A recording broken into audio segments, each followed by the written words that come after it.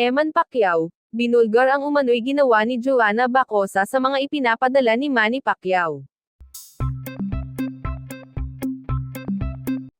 Umingay ang social media matapos umanong maglabas ng saloobin si Eman Pacquiao kaugnay sa mga ipinapadala sa kanya ng kanyang ama na si Manny Pacquiao. Ayon sa kumakalat na balita, may kinalaman umano dito ang ina niyang si Joanna Bacosa, na agad naging sentro ng usapan online.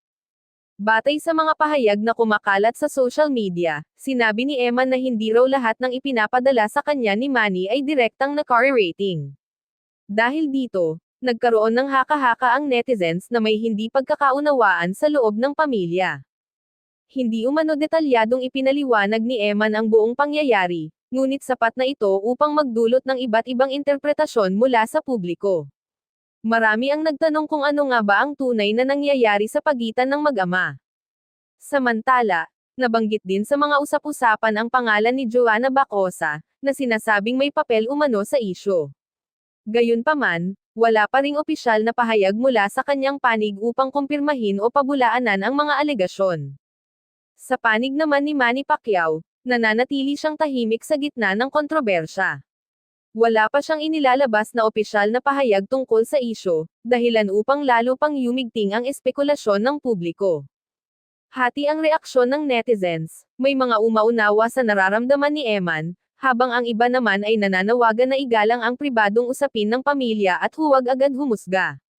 May ilan ding nagsasabing mas mainam na ayusin ang anumang hindi pagkakaunawaan sa pribadong paraan, lalo na't sensitibo ang usaping pampamilya at maaaring makaapekto sa emosyon ng mga sangkot.